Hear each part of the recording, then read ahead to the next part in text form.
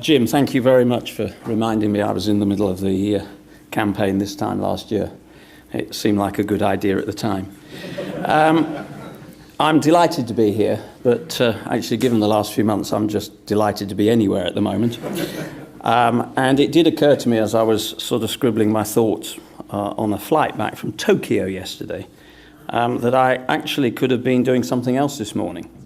I could have actually been standing in another building not that far from here explaining charter renewal and the cross-media ownership and all the other stuff around the BBC. So I'm sure that's not of huge comfort to my family at the moment, but it is to say that the world moves in very different and strange ways. For those of you who are of a particular vintage, and I plonk myself firmly in that category, and brought up on a diet of sort of 1960s, 1970s American business books, you will be familiar with the saying that I'm sure has been claimed by every business leader in the States since the middle 60s, but it goes something like this: when you're up to your arse in alligators, it's easily forgotten that the initial objective was to drain the swamp. Well, actually, I don't think I probably need to tell anybody in this room that in the last few years, particularly in sport, but not uniquely in sport, there's hardly an area of public life that hasn't been challenged, that the alligators have bitten. And in my own sport, in the last year or so, they bit quite hard. And if we're being honest, sport generally, as the theme of today, and I guess in large part yesterday, has been susceptible to that type of reptilian attack. As far back as 2010, the IAAF, through its council, accepted and recognised that its corporate governances were not nearly as strong as they needed to be. It's an obvious thing to say in hindsight, and particularly with reference to the way it was conducting its ethical compliance. Actually, those thoughts were enshrined in the 2013-2016 strategic plan, which paved the way for the ethics board. And actually, while the horror show of the last year or two has unravelled before our very eyes, it's often overlooked that had it not actually been for the creation of the ethics board, a few good people from within the sport and some good people from outside the sport would probably not have been in a position to raise to public profile some of the issues that, as a sport, we are dealing with at the moment. And I'm sure with Ed and Damien on the platform afterwards, we'll be ruminating on as well. But those allegations around the sport of corruption, actually posed a far deeper pathology. It did flag up those failures in corporate governances. It did flag up the fact that the checks and balances were clearly not good enough. And those are very obvious things to say now in light of the two independent commission reports of WADA, our own independent ethics board, that came up with various recommendations, including term limits for presidents, policies on conflicts and risk management and the identification of risk, the protecting principles around corruption, and of course an auditing function. And I'm sure those of us who have day jobs will be surprised that these are particularly revolutionary thoughts. The rest of the world seems, particularly in the corporate world, seems to have been dealing and working in an environment of control and check and balance for decades now.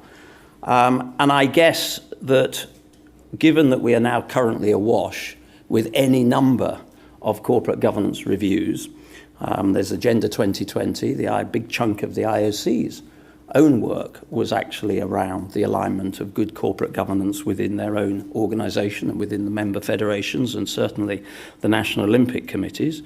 I now sit on the Association of Olympic International Summer Federations on behalf of my own sport. ASWAF is now undertaking its own corporate governance reviews. And of course, we now have the Independent Integrity Unit, which I announced some months ago, which is slowly but surely taking shape. So it's hardly surprising that we have any number of discussions about the challenges that sports face. And in fairness, this is long overdue, and we know that. For far too long in sport, without any process or actually any procedure, far too many people have worn far too many different hats. And there's nothing particularly wrong about wearing different hats, but when those hats are not identified and people can stand behind process and protocol, that's when the difficulties come. And we recognise that, of course, in the organising committee in London, that I spent many months actually arguing with government about keeping the organising committee in the private sector. It allowed us to be much more flexible, faster and fleeter of foot. It allowed us to bring corporate sponsors to the table. It allowed us to pay market rates for talented people within the organisation. But we also recognised that we weren't just a private organisation. There is probably no real genuine definition any longer for a private organisation. We were fulfilling a public function, and we knew that we would be under tiers of scrutiny that very few areas of activity in public life, the delivery of an Olympic Games over 7 years, was likely to equal. So recognising that, yes, sport by and large are private organisations, I think sometimes we've overlooked the fact that we do actually fulfil, in the eyes of the public, big and very meaty public functions. It's barely credible that it is only the previous World Championships in Beijing some 8 months ago when I got elected as president of the IAAF, and arguably again one of our most successful World Athletics Championships. And within hours of that, I'd actually announced we'd started work on a root and branch review of the organisation, and that will lead to the appointment of a chief executive probably by the end of this month. The organisation is now very clear. It has been streamlined. It's very much more simple in its construct, and the challenge over the next year or two will be to populate and put the right people into the organisation, but at the same time allowing those with talent in the organisation to prosper. Shortly after that, I asked Paul Dighton, my chief executive in London, to independently oversee an audit of the organisation, both financially and operationally. We brought Deloitte and Freshfields to the table to do that. And I'm delighted to say that many of those changes are already in place, and Paul has agreed to become chair of the Audit Commission and Finance Commission going forward. We reviewed and created new policies around the conflict of risk and conflict and risk management. And let's be clear, the identification and the tabulation of conflict in itself is not enough. We need to make sure that the information that is available and the information that is transmitted is actually accessible and meaningful. And so just simply having a list of interests is not enough. You need to be able to fall, as we recognise, behind process and procedure. The creation off the back of that of an internal ethical compliance unit, the appointment of an ethical compliance officer, which is underway. The third piece of work, as you know from my observations this time last year, was the need for an independent integrity unit where our new approach to anti-doping will sit. And the big change there will be that no longer will the member federations be caught up in costly and resource-heavy litigation and the delivery of results management around that. And that is important because in the past we have shipped a lot of reputational damage, on the length of time that those sanctions have taken, that have actually been put in place.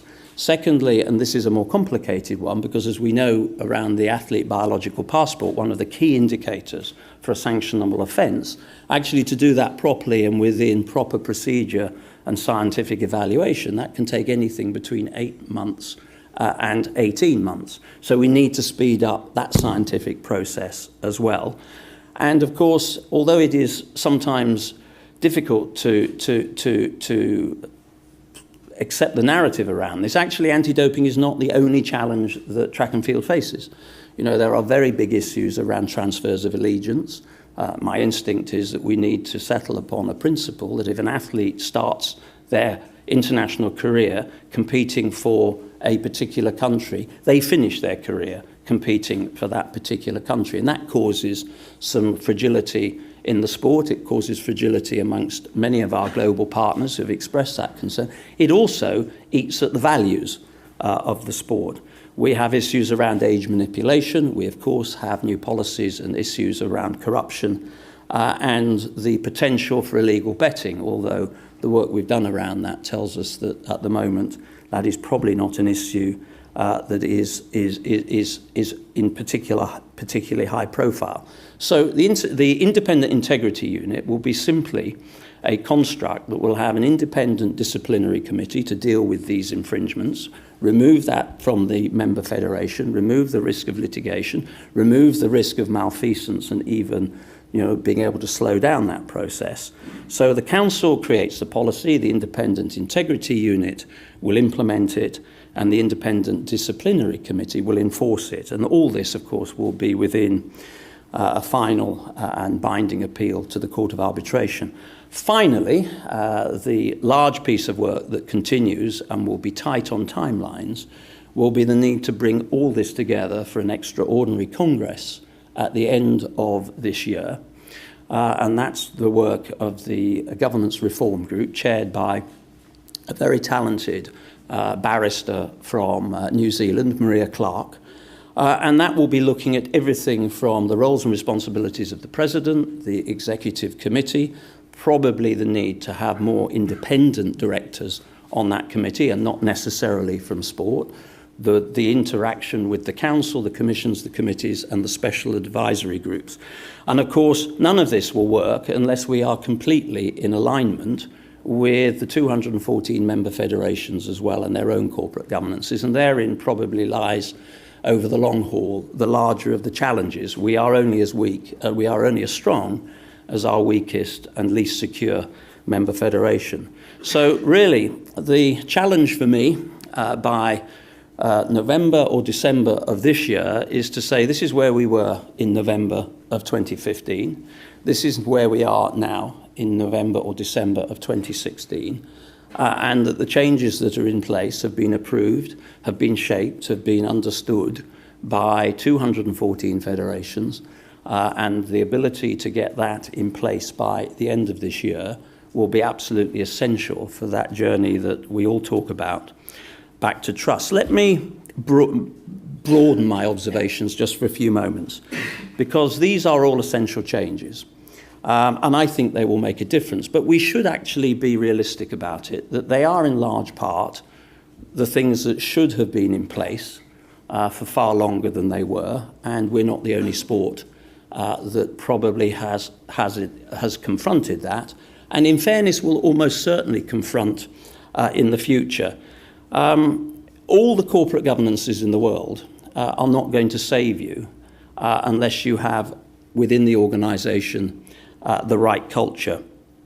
If the right culture is not there, then those corporate governances in and of themselves will be insufficient. And again, let me broaden my thoughts just for a few moments. There's been a lot of talk about returning trust to the sport. And that, of course, is very important. Our sport is not broken. In the last month, I have been to a World Indoor Athletics Championships in Portland, where for the first time, I've actually seen people queuing up for tickets to get into track and field. The first night was so heavily oversubscribed, we allowed youngsters to sit on the track to watch the pole vault competition. I then went to the World Half Marathon Championships in Cardiff in monsoon conditions with Ed Warner, the chairman of UK Athletics. We were both sort of sheltering from the extraordinary weather conditions that swept through Cardiff. 16,000 athletes took to the streets and many, many more thousands were lining the streets to watch the sport. I then went to the Carifta Games to watch the Caribbean Junior Championships, and I can now answer the question, where is the next Usain Bolt coming from?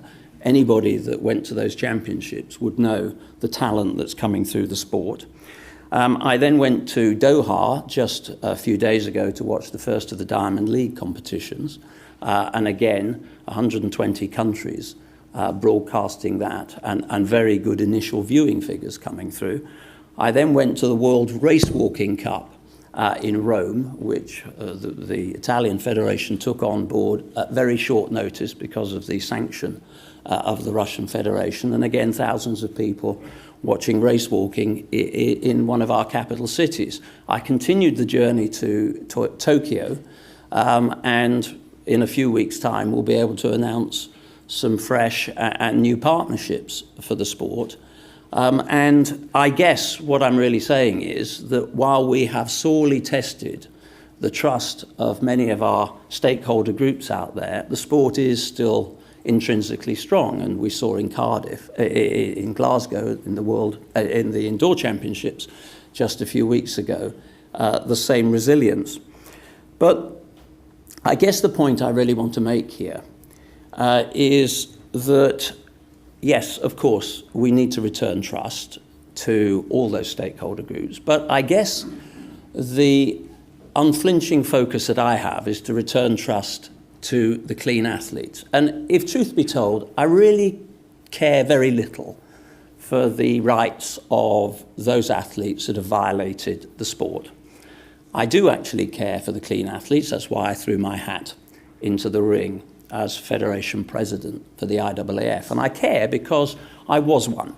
And I came from a coaching structure headed up by my father and choreographed over the best part of 14 years that led to 2 Olympic titles and 11 world records.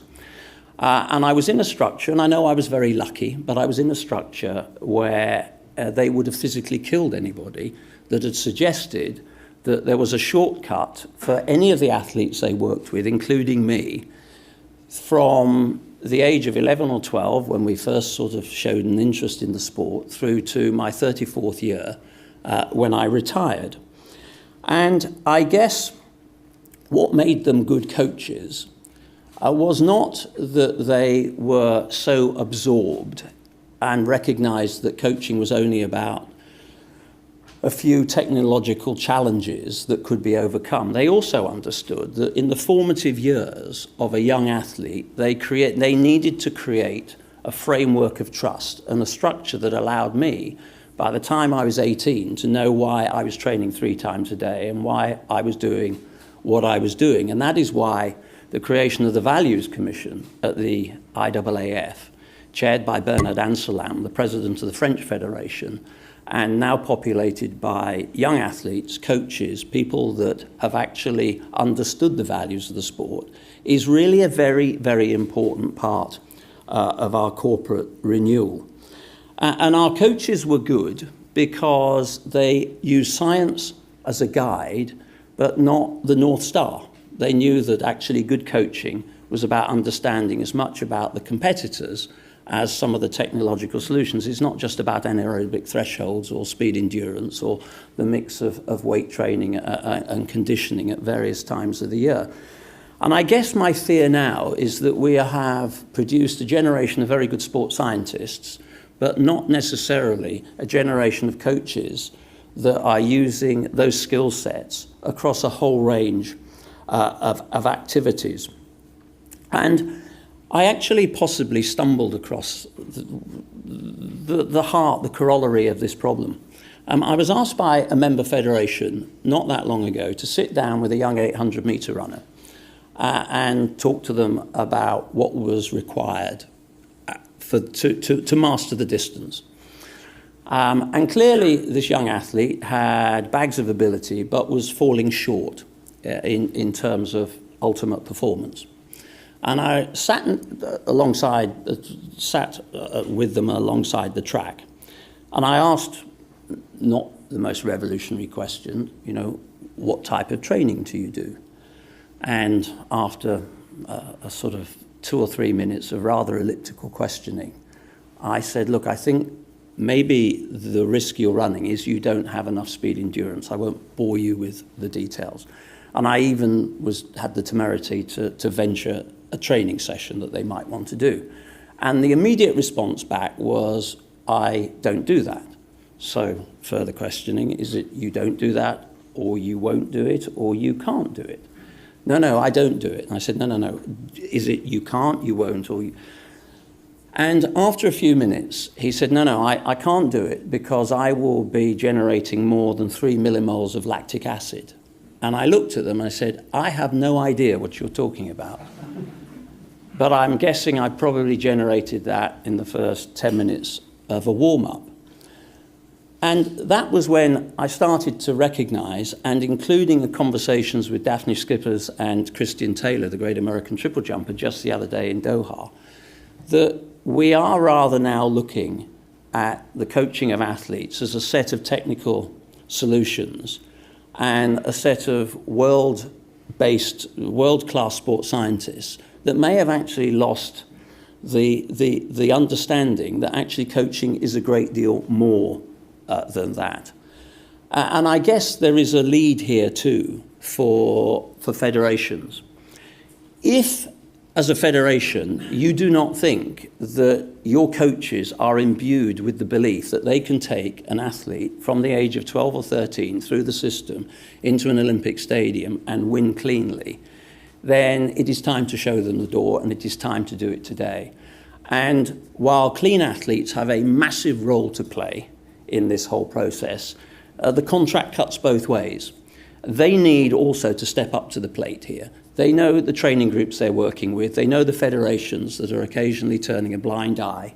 They know the federations that are allowing the chancellor agents, the so-called doctors, and the unscrupulous coaches into the system. And they need a platform to be able to express those concerns. And they do need to be able to, in a way, dob their mates in. And I know that's an uncomfortable observation to make, but no longer is this a unique set of problems. This isn't government sitting at the middle, assuming that it can answer all the community-based problems. The IAAF is a regulatory authority, and we can do that a great deal better. But we do need the member federations to recognise that it is entirely at their discretion if they choose to select an athlete that has been previously banned. Maybe the moral maze needs to extend to a period beyond the ineligibility of an athlete to compete. And these are all the things that I think we need to address alongside the corporate governances and the education programs.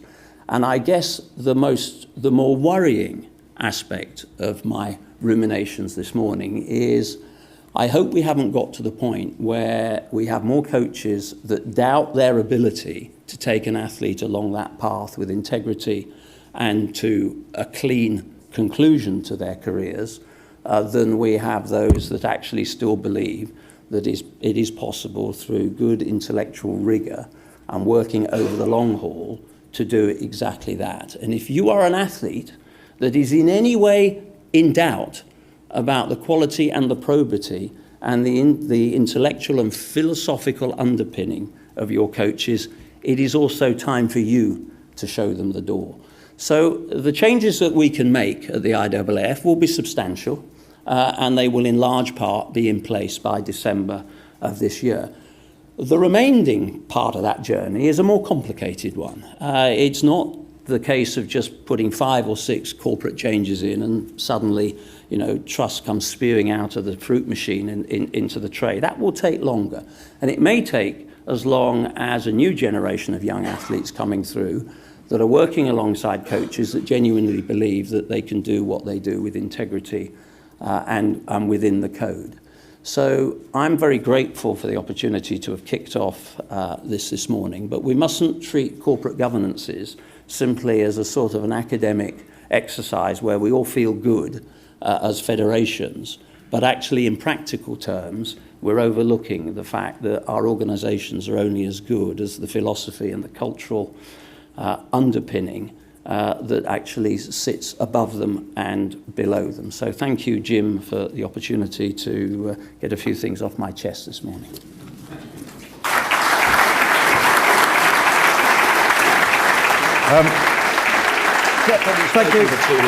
Thank you very much, Lord Coe. I know you've got a programme this morning. so extensive it's probably going to induce lactic acid. But maybe 5 minutes. 5 minutes of questions. Yeah. Anyone got a question? Yeah, gentleman there.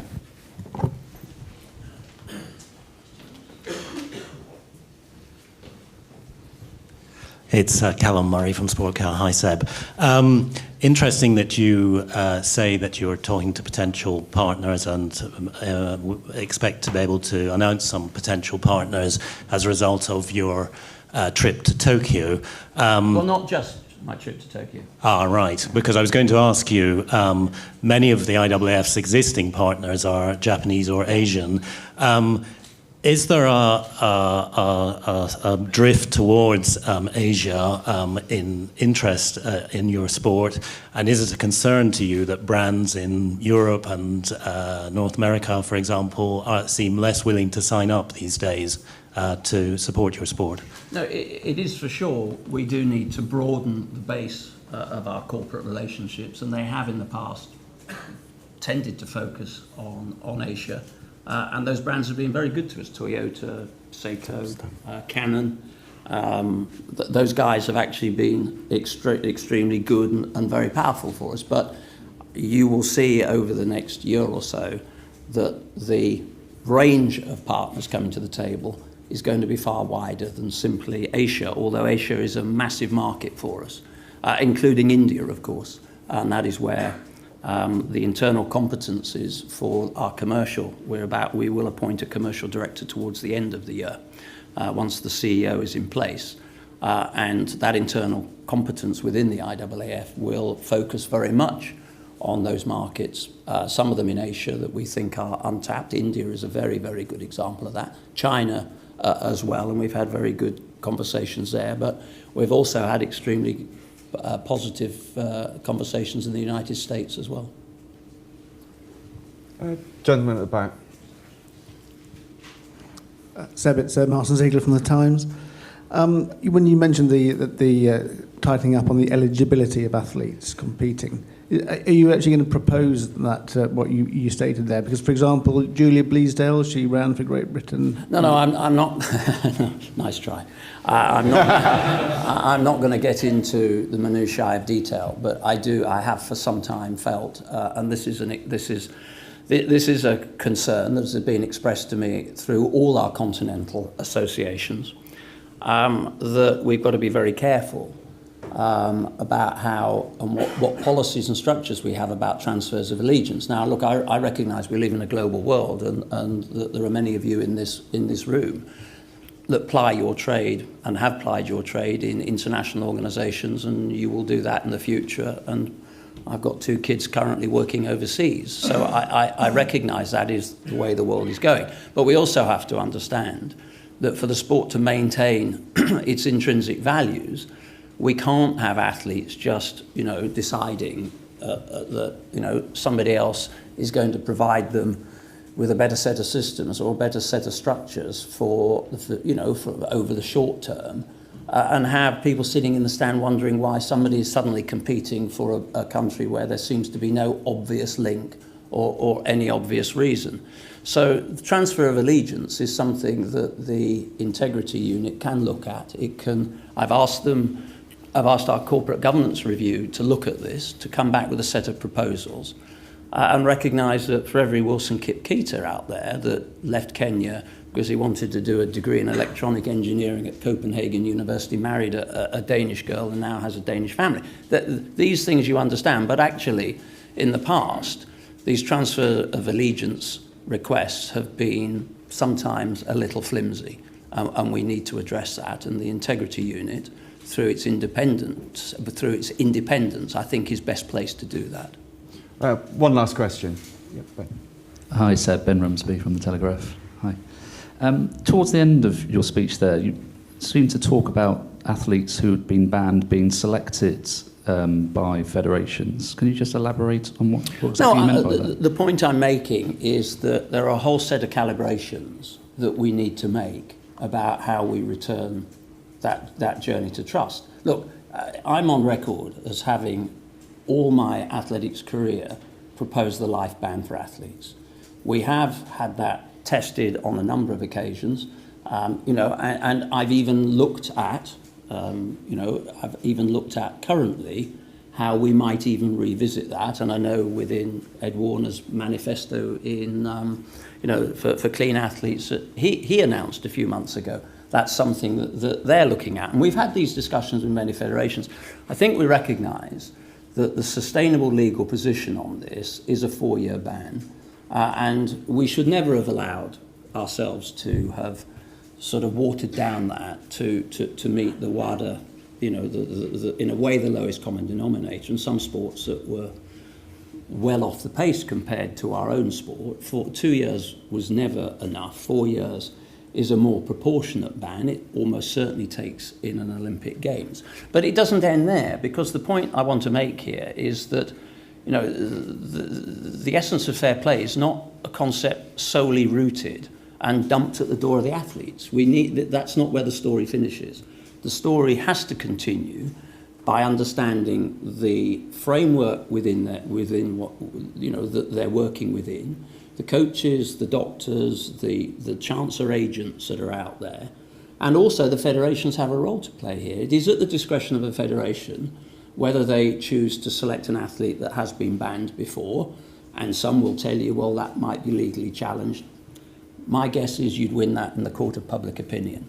And I think that, so all I'm really saying is there are no unique problems here. Yes, we have to improve the way we organise ourselves as a sporting international federation. We need to do everything we can to return trust to the clean athletes, but the clean athletes and the federations and the corporates and even some of the non-governmental organisations that are now wanting to act in this space, possibly because their lives are not on balance that interesting, and sport is actually quite a good vehicle to justify what they're doing. All these things we have to recognise, but the broader point I wanted to make is that there are things that we can do that are not necessarily bound in codes or necessarily bound in corporate governance, but actually just make good sense, and we should test them. Thank you very much, Lord Coe, for sharing with us what's been happening with you over the last year, and good luck with all these changes that you wish to bring in, and thanks very much for opening our discussions today. And you can head off, dash off. Thank you. Thanks very much.